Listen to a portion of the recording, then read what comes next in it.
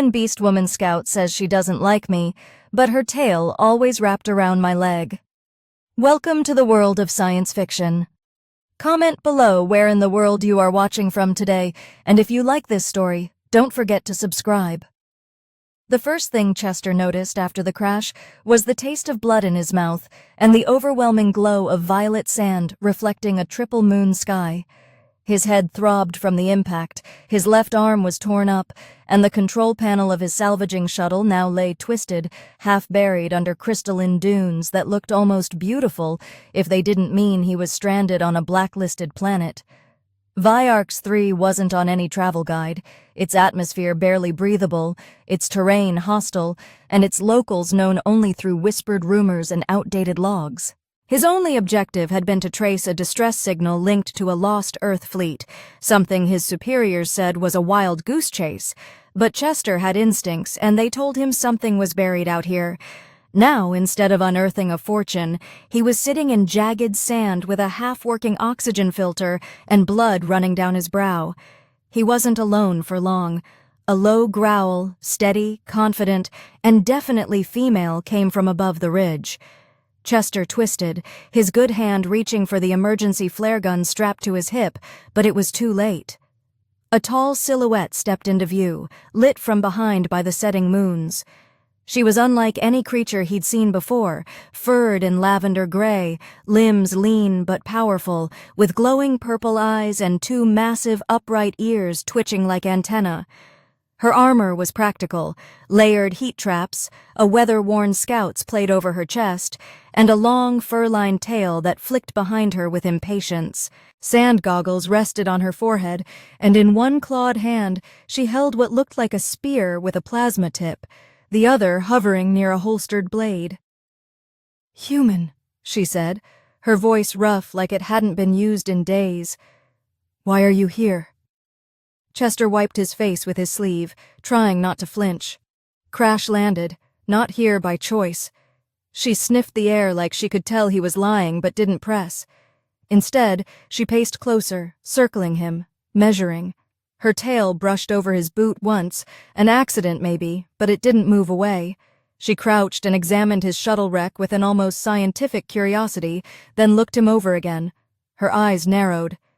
"You're bleeding." "Not badly. You'll be dead by nightfall if you stay in that wreck." She stood up and turned. "Get up." He pushed himself to his feet slowly, teeth clenched from pain. "You offering help, or just leading me to the edge of a cliff to finish the job?" "If I wanted you dead," she said without looking back. "You'd be dead already." She didn't offer a name. She didn't ask for his. Just started walking and he followed, limping through the violet dunes, the strange sand clinging to his boots like it was half magnetic. The landscape shimmered under the moons, casting refracted light that bounced off the crystal formations in every direction. Beautiful, yes, but it meant no shadows, no cover, a placement to expose everything, just like her. After what felt like an hour of silence, Chester finally broke it. "You got a name, or am I supposed to just call you Scout?" She didn't turn around. "Grace." He blinked. "That's unexpected." She stopped so suddenly, he nearly bumped into her. "I didn't choose it. It's a translation your kind put into the trade files after first contact. Our actual names don't map well to your language. I kept this one because it annoyed my handler." Chester chuckled. "I like it already." Her ears twitched again, not quite a smile, but not entirely neutral either. She resumed walking, a little slower now, perhaps noticing his struggle to keep up. As night deepened, the temperature dropped fast. Grace led them to a shallow cave half buried under a curved rock ledge. The interior shimmered with crystalline veins, casting soft light that made his wounds look worse than they felt. She knelt beside him, pulled a canister from her satchel, and sprayed his injured arm with a biophone that hissed but sealed the gash instantly. Her hands were rough but efficient, clearly used to field triage. Chester tried not to react when her claw tips brushed his skin. "You're lucky I was on patrol," she muttered. "Are you?" he asked. "Lucky, I mean." Her eyes met his with an intensity that was hard to read. No. She turned away and set up a motion trigger perimeter with tiny sonar mines she embedded into the cave walls. Chester leaned back, watching her in silence. She moved like someone used to solitude, but also like someone who wasn't used to being ignored. That tail of hers twitched again, brushing against his ankle this time, then again, looping once lightly. He glanced down and raised an eyebrow. She didn't acknowledge it. "You cold?" she asked, adjusting a thermal tarp between them. "No, you're shivering." "Not from the cold." That earned him a sharp look, but not an insult. She sighed and lay beside him on the tarp, pulling her own cloak over her shoulders. Chester let the silence stretch. Eventually, the wind outside died down and he thought she'd fallen asleep until she shifted closer, just slightly. Her tail, already half wrapped around his calf, slid up and coiled gently around his thigh. He didn't move. He didn't say a word, just stared at the cave ceiling, a tiny smile tugging at his lips. After a few minutes, he risked a glance. Her eyes were closed, her breathing steady, but those large ears still twitching. He whispered, "Grace, you sure you don't like humans?" No answer, just a tiny, almost subconscious squeeze of her tail. Chester closed his eyes, let himself relax, and thought, this mission just got a lot more complicated. The desert sun rose too fast and burned too bright, casting jagged reflections across the violet dunes that made Chester squint as he climbed out of the cave. His arm ached under the biofoam, and his boots were already half filled with shimmering sand. Grace stood a few meters ahead, scanning the horizon with her ears perked and arms crossed. She hadn't spoken a word since he woke up, but the way she tossed a ration bar toward him without even turning said enough. She was still playing the part of reluctant guide, pretending this was all for her own survival, but Chester wasn't fooled. Last night had made it clear there was more going on under her rough, grumbling surface. Her tail had stayed wrapped around him until just before dawn, and now she was acting like that meant nothing. He didn't push it, not yet. She was still a mystery, but one he was starting to enjoy unraveling. He bit into the ration and winced. Sand had found its way into everything, including the food.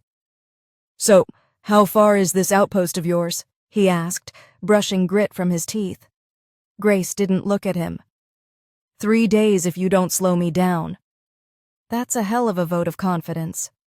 She finally turned, eyes sharp, but not cruel. "I didn't say you would slow me down. I said if." That was the closest thing to a compliment he'd gotten since meeting her. He let it hang in the air for a moment, then shouldered the makeshift pack she'd helped him throw together. The walk began in silence, boots crunching against glassy dunes that shifted with each step. The triple moons now just faded outlines in the lightning sky. Every so often, Grace would stop to sniff the air, scan the ridgelines, or press her claws against a half-buried stone etched with old markings. Chester watched how her demeanor shifted in these moments, more alert, more focused, like a soldier waiting for ambush. He started matching her pace without being told, keeping a half step behind so she could lead. She didn't thank him, but she also didn't complain. That was progress. By midday, the heat had risen to blistering levels. Chester's head felt like it was baking inside his helmet, and even Grace had loosened her armor plates and rolled her sleeves up.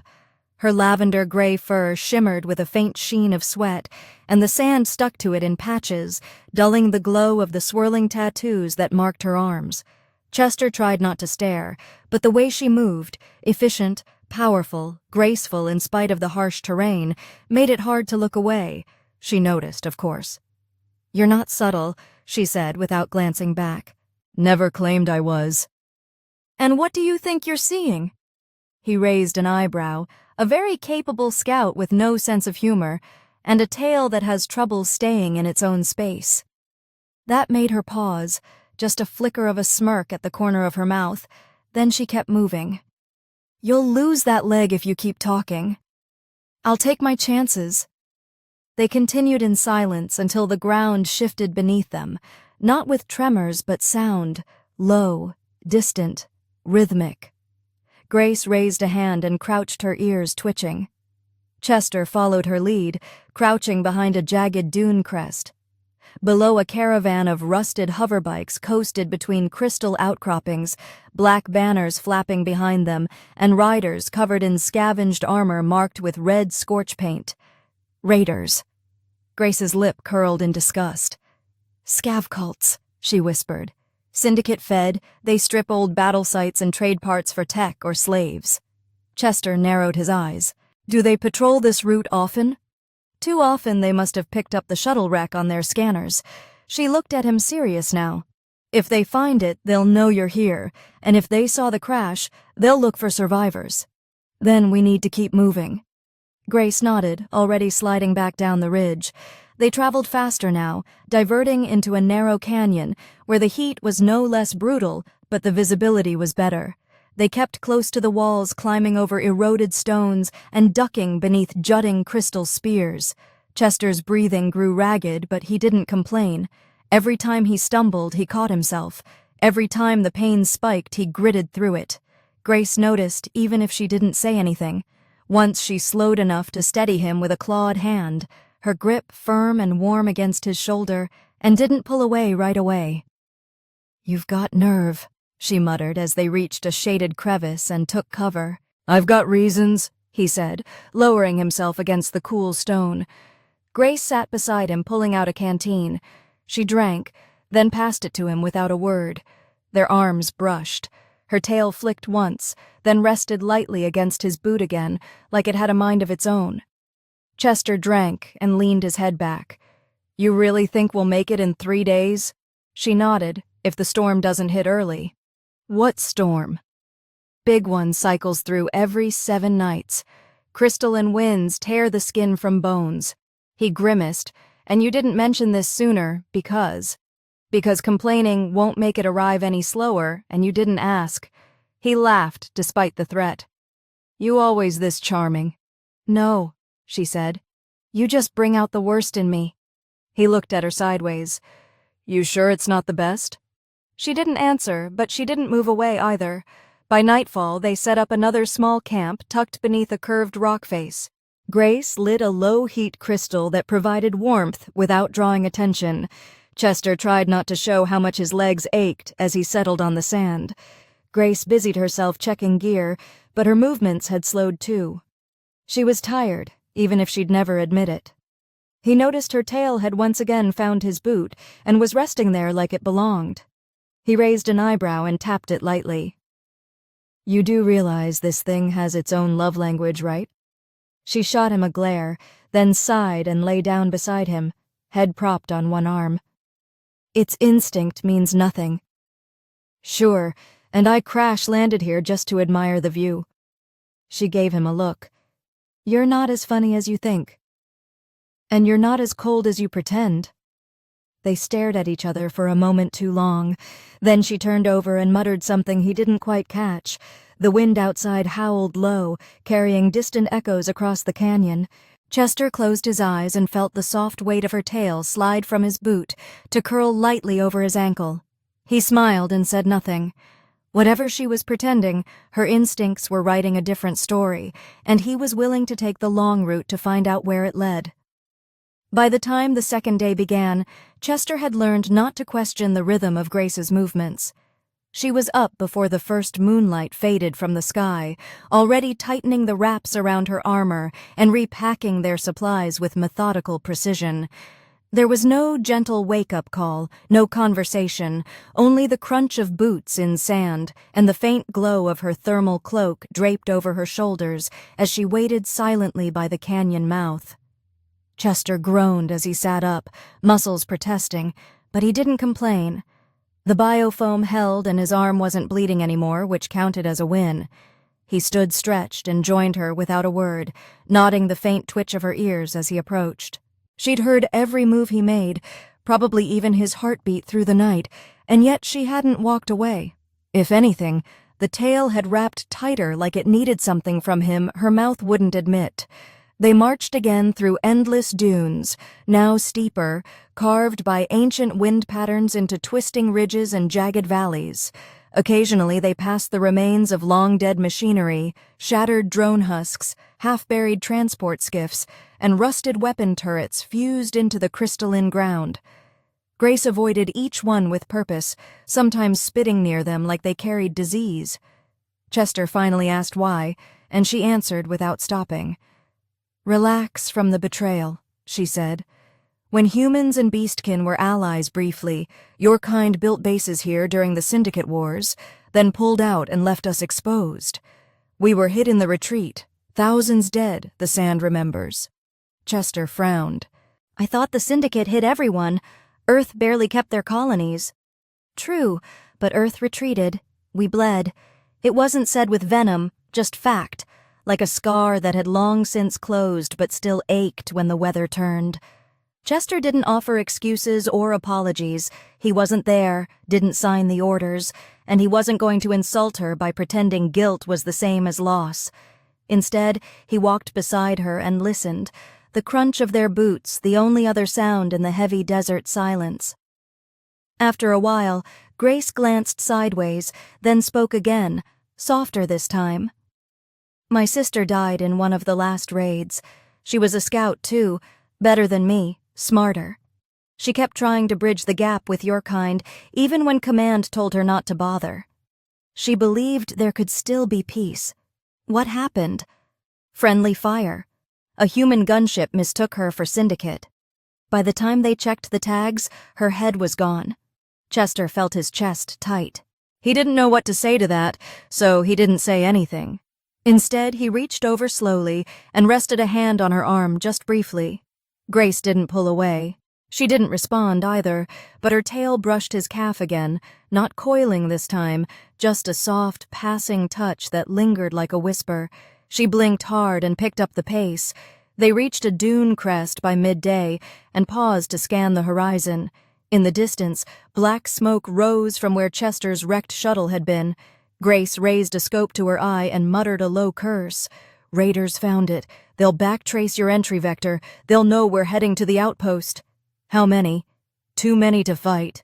"Then we don't fight," Chester said. "We beat them there." Grace looked at him long and hard, searching for sarcasm or fear.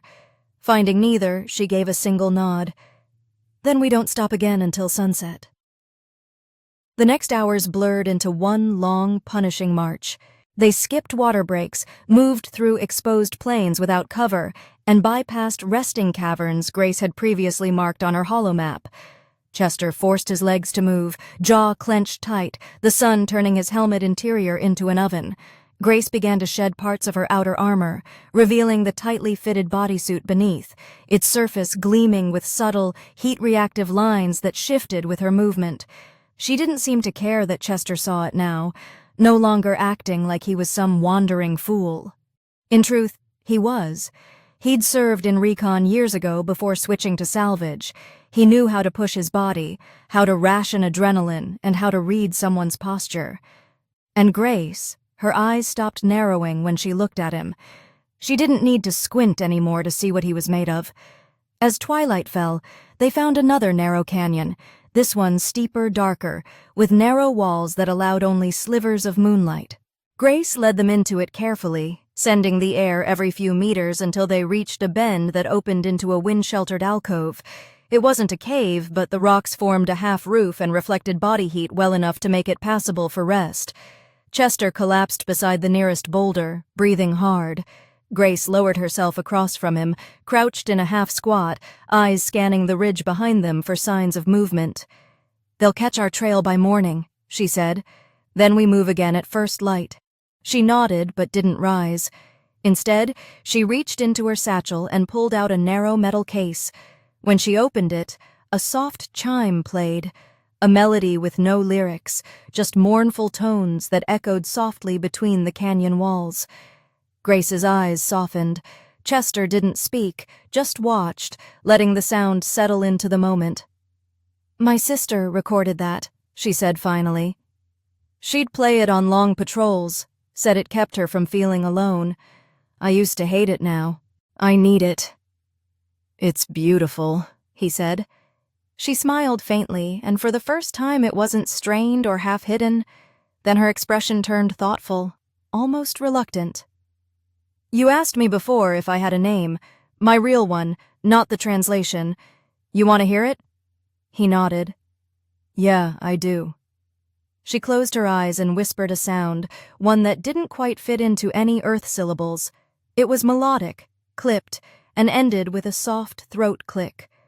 When she opened her eyes again, she seemed almost embarrassed. "You can't say it." "I don't need to. I'll stick with Grace." She rolled her eyes but didn't argue. Then, with almost no transition, she moved to lie beside him, close enough that her arm brushed his. Her tail again found his leg, but this time it didn't pretend to be accidental. It looped once, then twice before settling there like it belonged. Chester didn't comment on it, just rested his hand near hers, not touching, but close. The music box played on, and somewhere above, the third moon rose, casting silver light across the canyon. Grace turned her head slightly. "You're not like the others. And you're not nearly as terrifying as you pretend." Her ears twitched. "Liar." He smiled. "Maybe, but I'm a persistent liar." She huffed, not quite a laugh, but close, and then, without warning, she leaned over and pressed her forehead to his, eyes closing just for a second. When she pulled back, she didn't explain. She didn't need to. They fell asleep to the echo of old music and the quiet understanding that tomorrow might be worse, but tonight was theirs. Dawn broke with a whisper, not a blaze. The pale violet hue of early morning blanketed the canyon as a dry wind sifted fine crystals down from the overhang above. Chester stirred first, his body sore but alert, eyes drawn instantly to the warmth pressed against his side. Grace hadn't moved much during the night. Her tail was still coiled around his leg, firmer now, almost possessive, and her ears twitched slightly even in sleep, catching distant echoes like a living radar. Chester didn't move at first, didn't want to. There was something unspoken about these mornings that made them feel heavier than they should, like time had slowed just enough for the silence to matter. When he finally sat up, careful not to jostle her too much, her eyes blinked open immediately, sharp and aware as if she'd never truly slept. She didn't speak. Neither did he. She uncurled her tail and stretched with a low growl in her throat that wasn't meant to be threatening, just real. They moved out quickly, eating on the march, the canyon walls narrowing as the terrain became rougher. The silence between them wasn't awkward, it was charged, filled with everything they didn't need to say again. Grace had let him in, not fully, not completely, but far enough that her mask had slipped. Chester had no intention of shoving past that line too fast. He walked beside her with quiet respect, only occasionally glancing over when she climbed or crouched or scanned the horizon with that intense glare that made him both wary and weirdly proud. She wasn't just surviving, she was leading, and not once had she treated him like dead weight. They were equals now, even if she still didn't say it out loud. By midday, they reached the edge of a vast basin. Below, the shimmering surface of an old dry lake reflected the light like glass. Half-buried bones of machines and creatures lay scattered like monuments to a war long forgotten. Grace hissed under her breath and crouched low. Chester followed her lead, his heart already sinking. At the far end of the basin, black flags fluttered from a line of sand-anchored bikes. Raider scouts. 4, maybe 5 of them helmets low, weapons strapped lazily across their backs, standing near a half-unearthed transport panel that must have fallen from the skis decades ago. They hadn't seen them yet, but they would if Chester and Grace tried to cross directly. Grace studied them, then nodded toward the ridge path curling eastward. "It'll take longer, but we avoid the kill zone." Chester looked at the terrain. "They're lazy, overconfident. If we wait till they circle for water, we can sneak across in the blind spot." She shot him a look, not of disbelief, but assessment. Risky. "We're running out of time. If we take the ridge and another group finds the outpost first, we're done." She hesitated, then gave a sharp nod. "We move on your count." It felt strange being trusted like that. Chester had spent most of his career being underestimated, by text, by scouts, by commanders who saw a salvage rat, not a tactician. Grace didn't. She watched him crouch, study the angle of the shadows, and wait until the moment was perfect. Just as two of the scouts mounted their bikes and roared off in opposite directions, dust clouds trailing behind them, the other three began to pull gear from a buried crate, distracted and loud. Now, Chester whispered. They slipped down the base and edge like shadows, sticking close to dune crests and using jutting debris for cover. Grace moved with silent precision, claws never snagging, tail twitching for balance. Chester followed a few paces behind, heartbeat steady, breath shallow. They reached a shattered freighter hull half buried in the glass and waited as another bike thundered past just meters away, its rider laughing at something over his helmet mic. When the dust settled, they sprinted the final leg, diving behind a collapsed engine before ducking into a narrow ravine that carved beneath the far ridge. They didn't stop moving for half an hour, pushing until the basin was behind them and the shimmer of heat distortion swallowed the raiders from view. Only then did Grace finally slow, panting slightly, sweat gleaming along her jaw. Chester leaned against a boulder, catching his breath. "You were right," she said between breaths. "That worked." Chester gave a tired grin. "You sound surprised." "I'm not." She looked at him. Really looked, just impressed. He didn't reply. Didn't need to. The heat between them was enough. No words could add to it. She turned away, but her tail flicked behind her again, lightly brushing his boot before curling toward the trail like it had its own opinion on everything.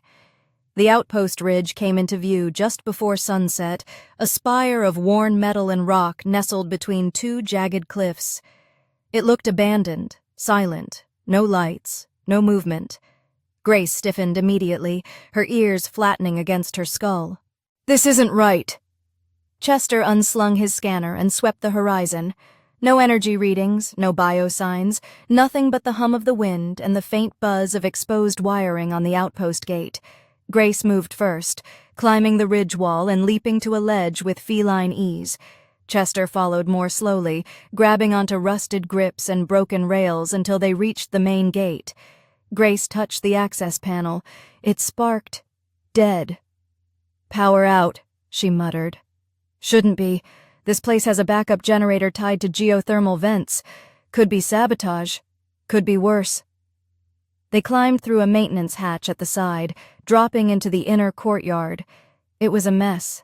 Supplies scattered, comms dish smashed, drag marks in the dust like someone had been pulled. Grace crouched by one of the stains, sniffing. "Recent," she said. "Too recent." Signs of a fight. No blood, just removal. Chester looked around, uneasy. "You said your commanding officer was stationed here." Grace didn't answer. She was already moving toward the command console inside the central structure. She flipped open a side panel and began hot-wiring the backup relay. Sparks flew. Chester stepped in, gently sliding beside her to help bypass a blown fuse. "I've got the circuit," he said. "I've got the override." Together they rewired it. The lights flickered, once, then held. The console came online with a distorted chime. Grace tapped into the logs. What they saw next wasn't a message. It was a warning, a scrambled last broadcast from the base commander, clearly panicked. Syndicate glyphs in the background. A flash of an alien insignia Chester hadn't seen in years. Grace's voice came low and dangerous. They were here, inside the outpost. This wasn't a raid. It was an execution. Chester swallowed hard. Why go to that effort for a dead outpost? Grace looked at him, her eyes glowing faintly. "Because it's not just about what's here. It's about what's buried underneath." Her tail wrapped tight around his leg again. This time it wasn't by accident. Something was coming and now they were both standing in its shadow, together. Outpost didn't creak. It hummed. A deep subterranean hum that made the floors feel alive beneath their boots, pooling just low enough to unsettle the nerves. Chester stood beside Grace, staring at the half-decrypted warning log now looping on the cracked command console. The base commander had tried to lock something down, had failed, and whatever got in left no blood, just silence and stripped data. That wasn't standard raider behavior. Raiders didn't clean up. They stole, scavenged, bragged. This was surgical. The syndicate had been here, not with bombs or bullets, but with intent. Grace scrolled past more corrupted logs, her jaw clenched tight, every muscle coiled like she was ready to spring. Chester didn't ask if she recognized the glyphs. He could tell by the way her fur bristled that she did. He moved to the window, scanning the perimeter again. The outpost was quiet, the wind outside just beginning to rise, carrying with it the fine, crystalline dust that painted everything in a dull shimmer. A sandstorm was building on the horizon, not the worst he'd seen, but enough to bury them if they didn't find solid cover. He glanced at the shattered stairwell leading below the command level. "What's down there?" he asked. Grace didn't look up. Old storage, cold rooms, vaults built before the retreat. Could that be where they came in? She paused, then finally nodded. Maybe, but if they're still down there. Then we finished what they started. That got her attention. She turned sharply, eyes locked on his. "You're not a soldier anymore." "No, but I still know how to finish a job." She stared for a long moment before finally nodding. "Then we check it together." They moved quickly, descending the broken stairwell one cautious step at a time. Dust coated everything, thick enough to swallow sound. The light strip still pulsed faintly along the walls, flickering with low battery warnings. Grace led with her plasma spear raised, Chester with a compact torch in one hand and a sidearm in the other. The deeper they went, the more the air changed. Cooler, stale, touched with the faint metallic tang of old circuitry and something fouler beneath it. They passed sealed crates marked in both human and beast conscript, then empty ones with scorched lids. The hallway opened into a small operations bay, the centerpiece being a sealed vault door with a damaged keypad. Chester stepped forward, wiping dust from the display. "Looks like it's fused."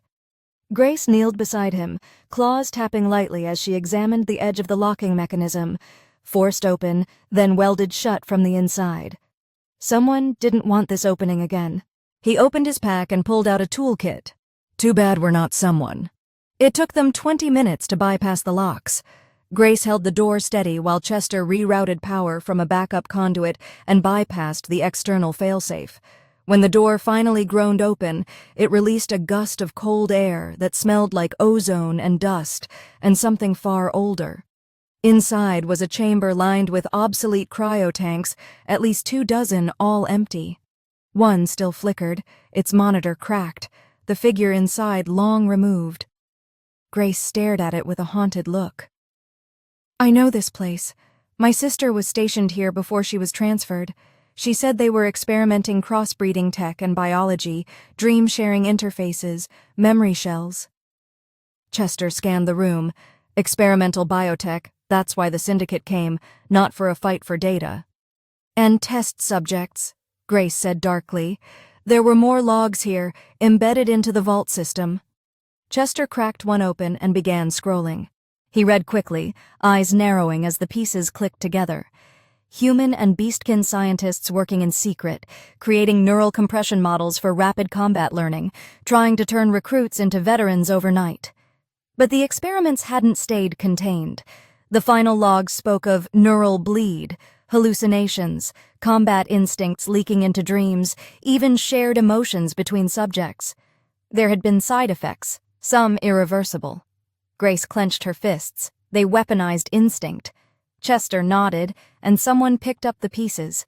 She moved away, staring down the line of tanks her body taut with memory. "My sister was part of this program. She said she saw things in her dreams, someone watching, something speaking in code no one could translate." He stepped up behind her. "You think the syndicate's using it now?" "I think they perfected it." That explained the surgical extraction, the silence, the missing data. Not just a cover-up, this was acquisition. The syndicate hadn't destroyed the research. They'd taken it, refined it, and erased the witnesses. Grace turned toward him, eyes sharp now with purpose. "We have to destroy what's left. If there's even a fragment of code in here, they'll use it to control every beastkin who still carries compatible DNA markers." Chester nodded grimly. "We torch the vault." They planted charges from Grace's kit, set timers, and pulled the vault door closed behind them. As they ascended back to the command level, the storm outside had reached full strength.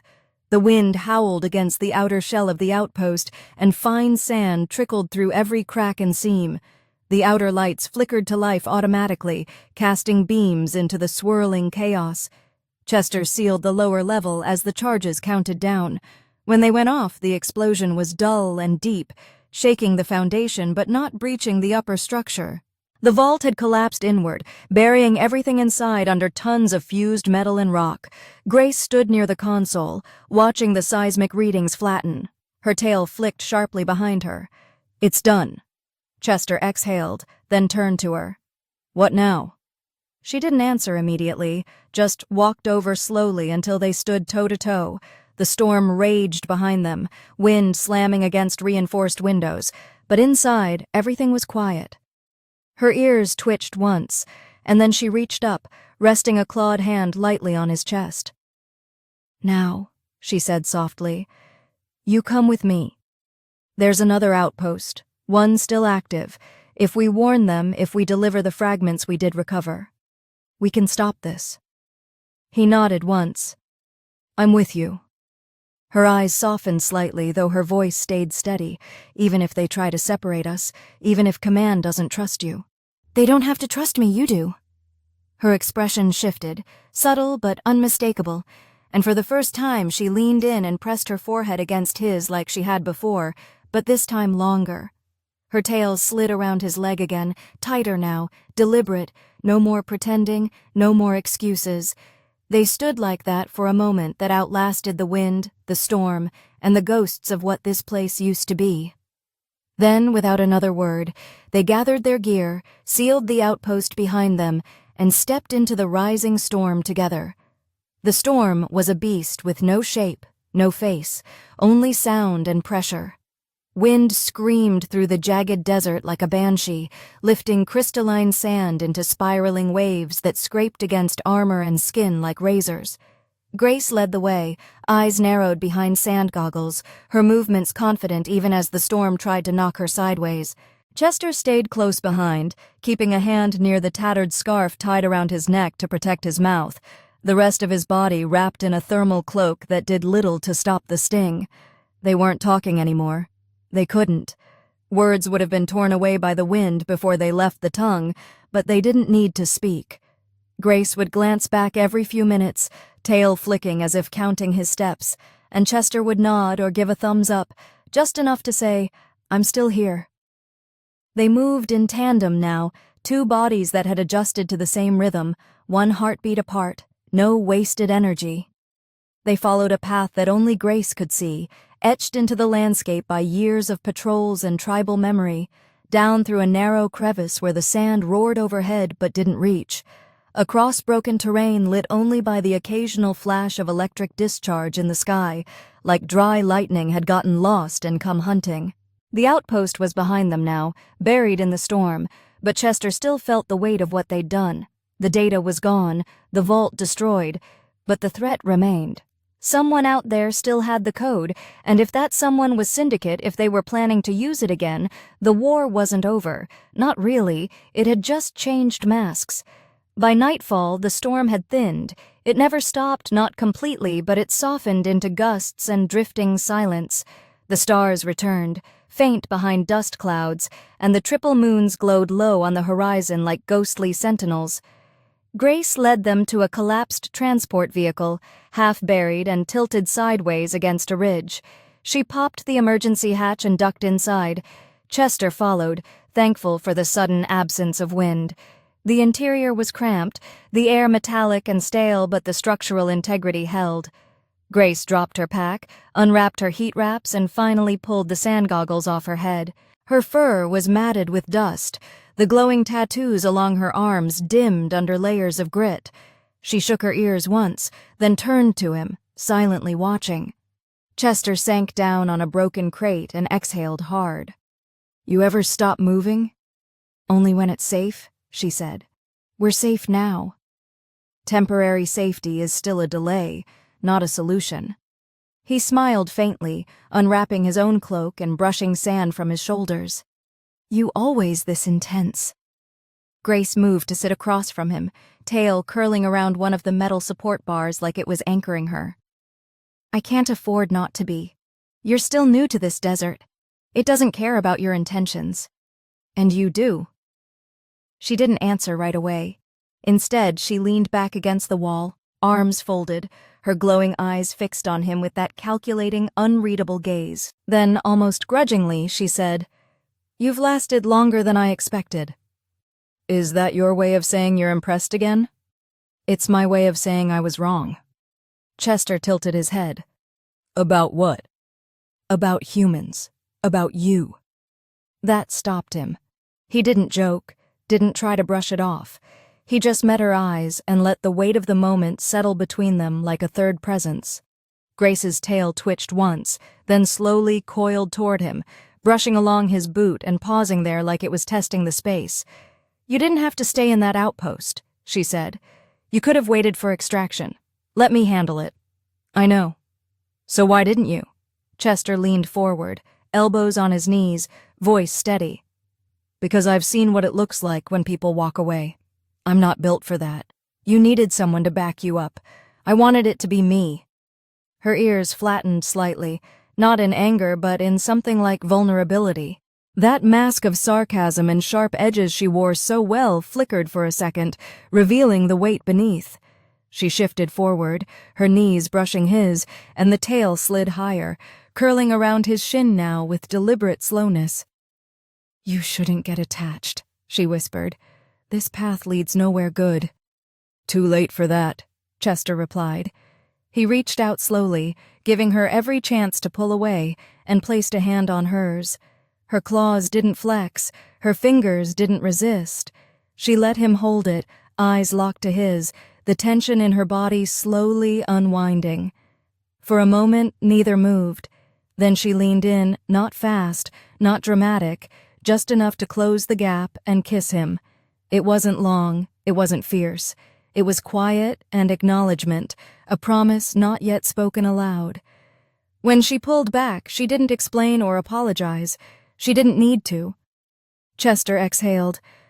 "I've had worse days." Grace almost smiled, and worse company, not even close. They settled against the wall together, her head resting lightly on his shoulder, his hand on her knee, the warmth between them a contrast to the cold metal around them. The wind outside rose again, but inside it couldn't touch them. For the first time since crashing on this godforsaken planet, Chester felt something like peace. After a long pause, Grace spoke again. "The next outpost isn't far. Half a day if we keep pace. And if they've already been hit, then we adapt. We find another." "You ever get tired of fighting uphill?" She glanced up at him, one brow raised. "You haven't figured it out yet. This is the only way I know how to climb." He laughed quietly. "Then I guess I better keep up." "You're learning," she said, and finally, without the edge, she smiled. A real one this time. They slept light bodies close, weapons within reach, but the silence was no longer oppressive.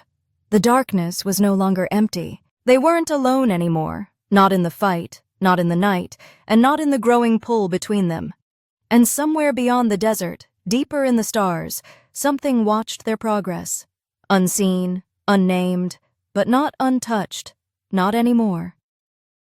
The desert was merciless the next morning.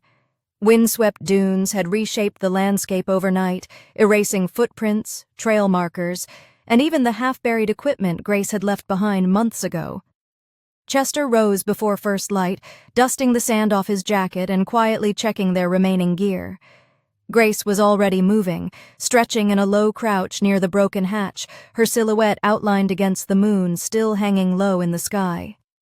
She said nothing, but when she caught his eye, she gave the briefest of nods, not as a greeting but an agreement.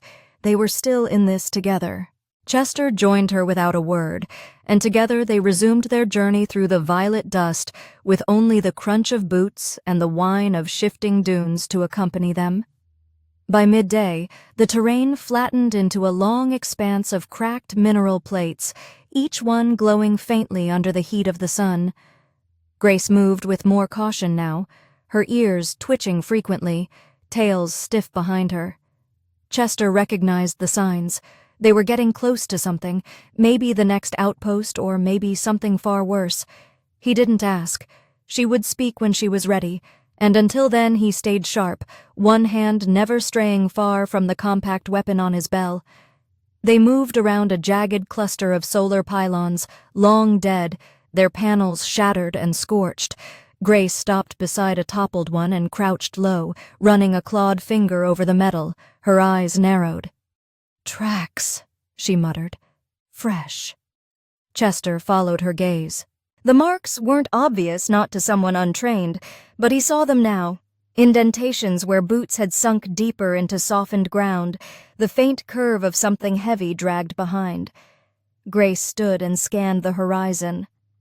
They came through here fast. Light packs, no wheels. "On foot?" Chester asked. They were running. He didn't like that. Raiders didn't run. Syndicate units didn't run unless they had a reason. Grace adjusted her goggles and pointed to a distant outcrop just barely visible through the heat shimmer. "The relay outpost is there, 5 clicks. Do we go around?" "No time. If they're ahead of us, they've already hit it."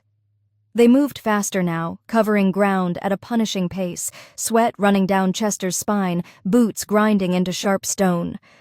Grace was quiet but not cold, focused. Occasionally, she'd glance back and check that he was still close. The 5th time she did it, he just gave her a look. She didn't check again after that. As they neared the outcrop, the wind shifted, carrying the bitter scent of scorched plastic and coolant. Chester slowed. Grace didn't. The relay station was small, little more than a dome built into the rock with 2 signal towers and a perimeter fence of long, dead turrets. Smoke curled from a shattered panel near the entrance. Grace drew her spear and signaled for Chester to move wide. He circled the side, crouched low, pulse steady. The moment he reached the north antenna, he froze. A body hung from it, beastkin, armor blackened, eyes wide open and glassy. Not fresh, not completely cold either. Grace appeared beside him seconds later. Her face didn't change, but her tail curled inward tightly. She reached up and closed the soldier's eyes, then removed a small chain from the neck and tucked it into her belt. "They were trying to broadcast," she said. Chester moved to the relay console near the door. The screen was shattered, but the internal drive looked intact. He pulled a bypass module from his bag and began tapping commands. The console hummed, then flickered to life with a single, uncorrupted log. "Emergency uplink, Tier 4 code. Subject Ghostskin Protocol. Operator Sergeant Viren Jax. Final message. If anyone's hearing this, the Syndicate's not just harvesting tech. They're testing control. Remote neural override, it works. I saw it. My own squad gone in seconds. We're compromised. The log cut out with static, then silence. Chester swore under his breath. "They've cracked it. Full neural domination." Grace didn't blink. That's why they needed the outpost vault. The prototypes weren't memory shells. They were keys. Chester stood, his mind racing, and if they've started distributing the override command, they won't stop with soldiers. They'll spread it through dream threads, through relay nodes, anything with the right frequency.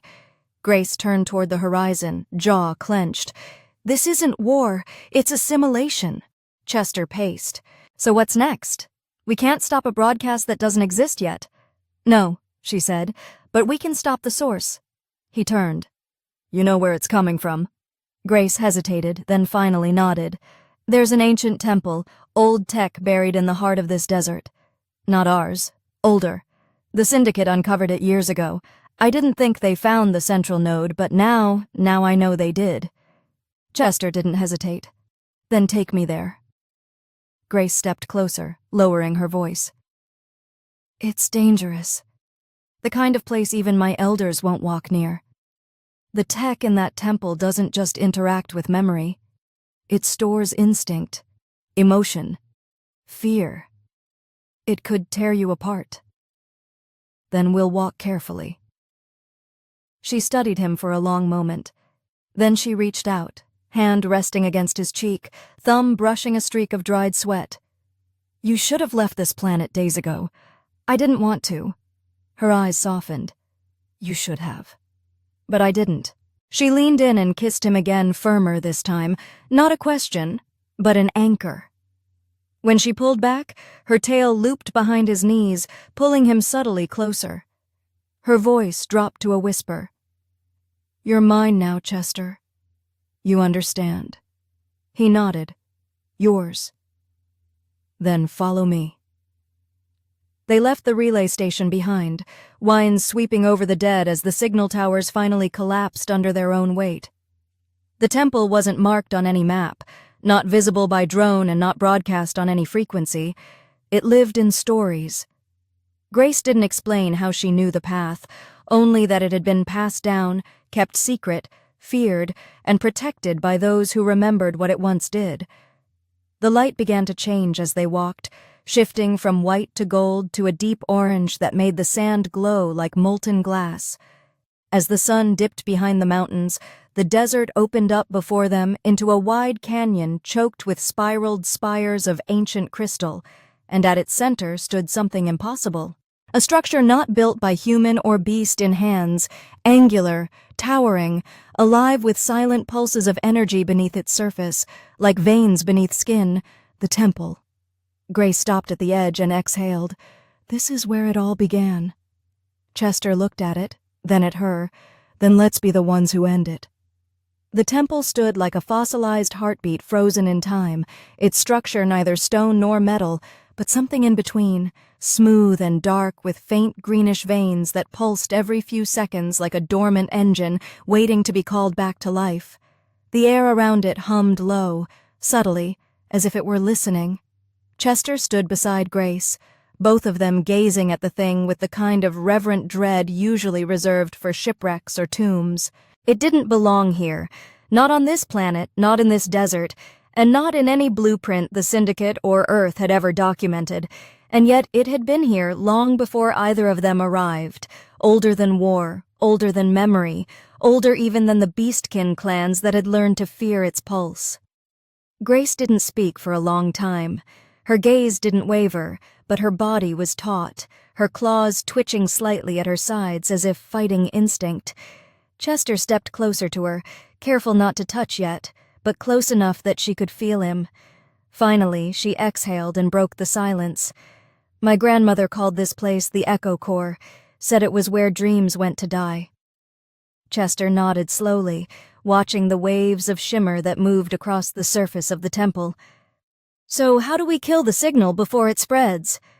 Grace tilted her head. "We go inside, find the core, rip out whatever the Syndicate planted. And if it's already started broadcasting, then we stop the transmission with our hands if we have to." Chester gave a half smile. "You're not really one for backup plans, are you?" "I had one. He followed me into a temple at the end of the world." The moment settled between them, quiet and heavier than the wind. Her tail brushed his hand, and this time he didn't hesitate. He caught it gently, fingers closing around it as if to ground them both. She gave a soft sound, something between a growl and a hum, and then turned sharply, marching toward the sloped ramp that led into the structure's yawning entrance. He followed without hesitation. Inside, it was like walking into someone else's thoughts. The walls were fluid, not in motion, but somehow responsive. Every footstep echoed too long, too loud, and yet the air remained still.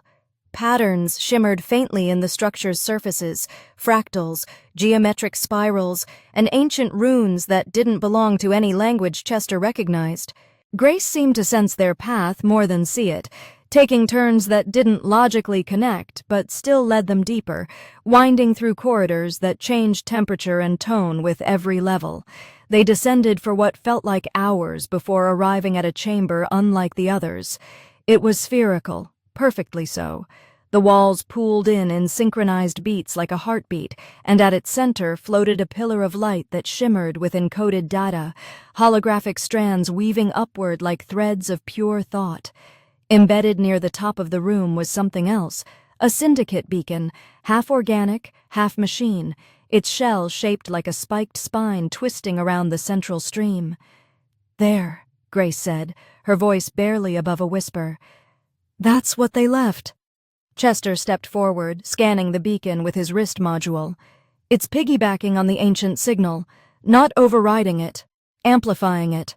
They found a way to use the temple's resonance to spread the neural override across compatible minds. Grace was already pulling her spear from her back. "Can you disable it?" "Not cleanly. We tear it out. It could trigger a feedback burst, neural burn across the entire sector. Then we find the control link."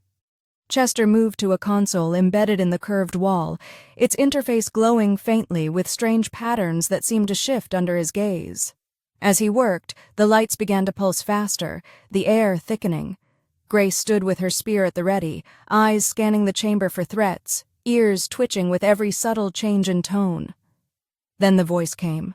Not through sound, but inside their heads, calm, resonant, ancient, and layered with too many tones to belong to one being. It didn't speak words exactly, but feelings, impressions, echoes of ideas that settled into Chester's mind like fog. You enter the cradle, you disturb the weave, you carry contradiction. Harmony cannot bloom in broken soil. Grace staggered slightly but held firm. "Ignore it," she growled. "It's a trick. The core wants to confuse us." Chester grit his teeth, fingers flying across the interface. "I'm in. There's a sequence 6 strands. It's feeding the Syndicate's signal into the deep sleep dream thread. They're not just trying to control behavior, they're trying to rewrite identity. Can you shut it down?" "I can collapse the loop, but if I miscalculate, it could trigger a backlash. Neural recursion could burn you out. Everyone linked to this system." Grace was already moving. "Then you won't miss." She leapt toward the central pillar, her body illuminated by the flickering strands of light. With a single fluid motion, she drove her spear into the Syndicate beacon's upper node, embedding it deep. The chamber screamed, a sharp, vibrating pitch that had no sound, only sensation, like static crawling through the teeth. Chester seized the opening, finishing the sequence, fingers moving faster than thought. The moment the final strand disconnected, the beacon pulsed once, then collapsed inward, folding like crushed bone and vanishing in a puff of synthetic ash. The light in the chamber dimmed, the heartbeat stopped, the voice fell silent. Then the floor buckled. The chamber's walls began to shift, the one static structure now reacting violently, attempting to reset or purge the intrusion. Chester turned to run, but Grace was already hauling him toward a rising slope that hadn't been there seconds ago. They climbed fast, dodging collapsing platforms and bursts of static discharge that lanced out like lightning. The temple was tearing itself apart. They burst through the surface entrance just as the ground behind them cracked open, and the pillar of the temple fell inward with a groan that echoed across the desert. Crystalline sand shot into the air, and for a long moment the entire canyon was silent. Then slowly, it was over. Grace sat on the ridge, breathing hard, staring at the crater where the temple had once stood. Chester dropped beside her, covered in dust, his muscles shaking from the sprint. Neither spoke for a long time. Then Grace turned to him, her eyes glowing faintly again, not with power, but relief. "You did it. We did it." She leaned in, pressing her forehead to his, and he let the contact linger. Her tail wrapped around his waist, and this time it didn't pull him. It held him, not out of habit, but because she wanted to. "No more running," she whispered. "Only forward." They sat there together as the triple moons rose behind the swirling remnants of the fallen temple, and for the first time since arriving on this cursed world, Chester felt like they had taken something back, something sacred. Not just stolen tech or erased data, but choice, freedom, and each other. The sky had shifted by the time they left the crater. The moons hung lower now, casting longer shadows across the desert floor, and the air felt thinner, quieter, like the planet itself was taking a breath after holding it for too long. Grace walked ahead, her gait looser than before, though the tension still sat in her shoulders. Chester followed close behind, both of them moving without hurry now. The temple had been destroyed, the beacon shattered, and whatever signal the syndicate had hoped to spread had been silenced for now. But victory never came clean in a place like this. As they crested another ridge, the outline of an approaching shuttle broke the horizon, its navigation lights blinking softly in the distance. Rescue had come, or so it seemed. Chester squinted against the rising light, pulling his hood forward. "That's not our original extraction ship," he muttered. Grace stopped beside him, narrowed her eyes, and gave a low growl of agreement. The vessel was sleek, armored, and marked with symbols he didn't recognize. Not syndicate, not Earth military either. Something newer, private. "They came fast," Grace said. "Too fast. Someone else was listening." Chester drew his weapon, checking the charge. "You think they're here to collect the scraps? Or finish the job the syndicate started?" The shuttle landed just ahead, sand billowing in thick plumes as the landing struts deployed. The ramp dropped with a mechanical hiss. Two figures stepped down, humanoid armored expressions hidden behind sealed helmets. Grace tensed beside him, tail twitching low. Chester raised his hand, signaling, but neither of the newcomers acknowledged him. One of them scanned the ridge with a wrist-mounted device. The other raised a hand and gestured them forward. Grace stepped in front of Chester, blocking his path. "They don't smell like raiders," she muttered, "but they don't smell like allies either." Chester took a breath and walked forward, stopping several paces from the bottom of the ramp. "Identify yourselves," he called out. "We're authorized salvage and security under Earth Charter. You're trespassing on protected coordinates." The helmeted figure stepped forward. A voice crackled through the speaker, calm, clipped, professional.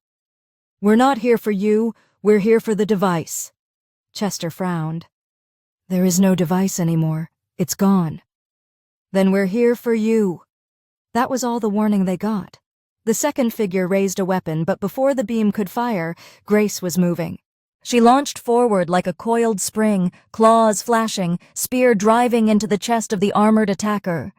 The impact sent the body flying backward, crashing into the side of the shuttle with a metallic crunch. The remaining figure turned to fire, but Chester had already closed the gap, shoulder slamming into the armored gut, knocking the weapon aside. They grappled briefly, Chester twisting under the grip, elbows slamming into the visor, then yanking the helmet loose with both hands. The face that emerged was pale, hairless, synthetic, an enhanced clone unit. The thing grinned. Biological reaction? Impressive. Chester fired point blank into its skull. The clone dropped, twitching once before falling still. Grace returned to his side, panting blood on her forearm, but not hers. "Corporate unit," she said. "Custom modded, didn't smell like syndicate, Earth-based shell, but altered." "They were tracking the signal, too," Chester said, voice low. "Everyone wanted a piece of the tech, even if they had to rip it out of us." Grace turned toward the shuttle's ramp. "We could use the vessel, get off-world before someone worse shows up." "You trust it's not tagged?" She moved to the controls, tearing open the side panel and pulling out a pooling red tracker node. Not anymore. Within minutes, they had the systems online. The ship was newer than anything Chester had flown. Sleek interface, dual-layer nav mesh, high-end stealth drives.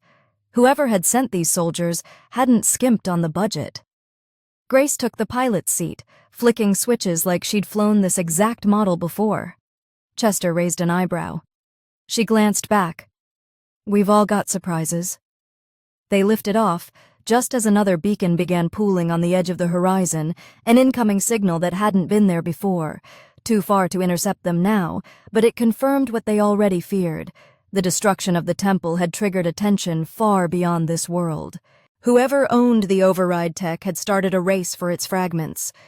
Grace didn't look away from the controls as the desert shrank beneath them. "We need to get this to the archive station," she said. "It's the only neutral ground left that still honors the old treaties. You think they'll listen? They'll have to once they know what's at stake." Chester watched her, eyes trailing over the smudges of blood and sand on her skin, the way her ears tilted slightly toward him even as she focused forward. She was alert, calm, completely in control, but there was something in the way her tail had coiled back around his ankle again, like it refused to forget he was here. He smiled and leaned closer. "We get through this," he said. "What happens after?" She didn't answer right away. Then, softly, "I don't know." "You're planning to vanish into the dunes again?" Her tail squeezed lightly. "Not unless you're beside me."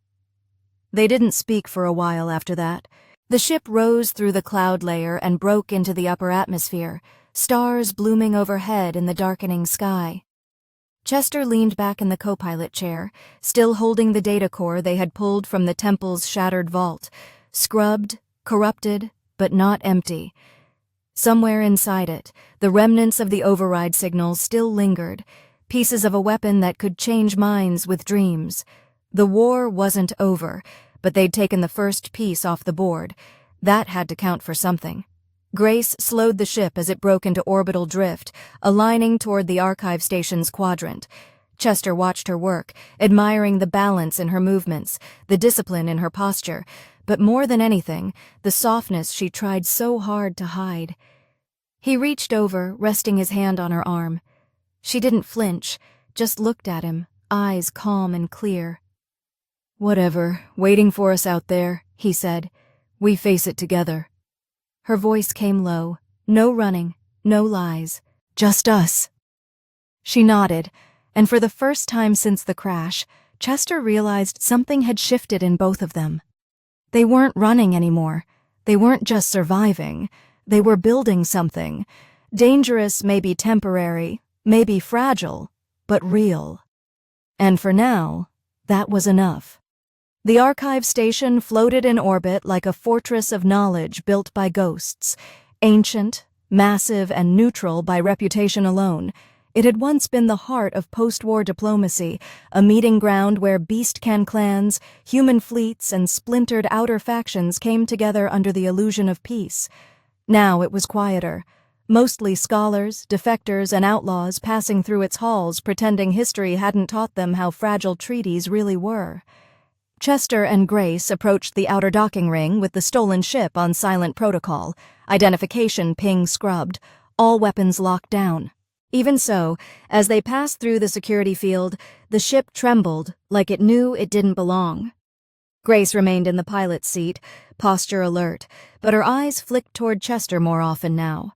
There was no longer hesitation between them, no guarded distance, only quiet understanding, the kind that doesn't need explanation.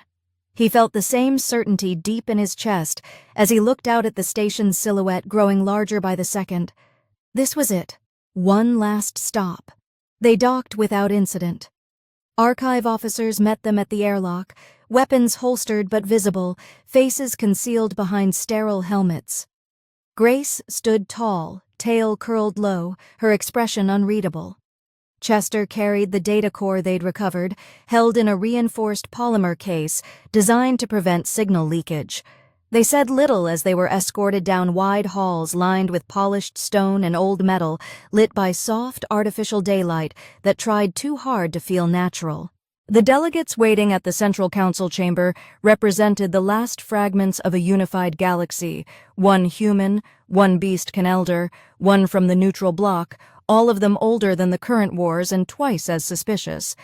They asked no formal questions, only nodded as Chester placed the case on the table and opened it. The moment the data activated, the chamber dimmed slightly. Grace stepped forward. The syndicate didn't just hold, pooling waveforms and brief flickers of corrupted neural maps. The beast-can elder stiffened. The human delegate frowned. Only the neutral representative, an aging archivist with cybernetic implants laced along her temples, spoke. This is real." Chester nodded. "What's left of it?" Grace stepped forward. The syndicate didn't just unlock the override, they tried to spread it through dreams, through memories. If we hadn't stopped it, the war wouldn't be fought with weapons anymore. It would be fought in the mind. The human delegate cleared his throat. "You expect us to take this at face value?" Two rogue operatives arriving with a stolen shuttle and corrupted data, claiming you've single-handedly dismantled a syndicate prod this. And if what you say is everything we've rebuilt. Chester leaned forward, voice steady. "We didn't come to be believed. We came to stop a war."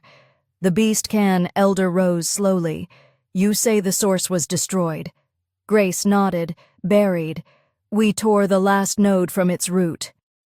There was a long silence before the archivist stepped closer and placed a hand gently on the console. We'll verify this, and if what you say is true, you've prevented a disaster that would have consumed far more than this quadrant. The delegates dispersed to review the data, but the point was made. Word would spread. The story would be picked apart, doubted, politicized, but it would stand.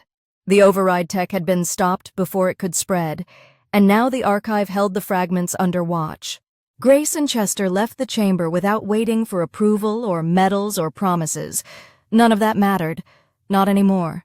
They stood at the overlook of the station's observation deck, watching the stars outside rotate gently past the glass. Grace leaned against the railing, her armor partially removed, her fur still dusted with the memory of the desert. Chester stood beside the fabric of his sleeve. So what happens now? She asked, voice quiet. The vaults, the temple, all of it compressed into the last few brutal days. Every piece of it had led here. And so had she. Grace shifted closer, her tail brushing lightly against his leg again, but this time she didn't pretend it was accidental. Her hand rested on his arm, fingers curling around the fabric of his sleeve. So what happens now? She asked, voice quiet. Chester exhaled slowly. We stop running. We figure out what life looks like when you're not constantly one step away from dying. She turned to him, a hint of a smile on her lips. You mean we get boring? He chuckled. We earned boring. She moved even closer, resting her forehead against his shoulder, letting the tension finally ease out of her body. I don't know what that life looks like, she admitted. I've never had one that wasn't duty or war or survival. Then let's build it together, he said. Slowly, somewhere quiet, somewhere you don't need to sleep with one eye open. Her arms wrapped around him fully then, and he pulled her close, her warmth grounding him more than any weapon or oath ever had. The station moved quietly around them, voices of travelers and officers fading into white noise behind the glass. Out there in the stars, someone would always be planning the next fight, the next claim, the next edge, but not them, not anymore. Chester lowered his head slightly, voice low and steady. You said once your tail wraps on instinct that it doesn't mean anything. She looked up, eyes glowing faintly in the low light. I lied. I know. And then he kissed her. Not tentative, not stolen, but deliberate, a closing of distance that had never really been there. Her claws tightened gently at his back. Her tail looped around his leg, holding him still, like she'd finally decided where she belonged. And this time she didn't pull away. There would be no more outposts, no more raids, no more vaults full of half-dead secrets, just them, and the choice they'd made. When they left the station a few days later, it wasn't under stealth. It was still slept on his chest, and her tail never let go. People, one human, one beastkin, climbing aboard a civilian freighter with their gear packed, their names cleared and their destination unknown. No orders, no commanders, just open space in the promise of a life they'd earned the hard way. And every night after that, no matter where they landed, no matter what storms they passed through, she still slept on his chest, and her tail never let go.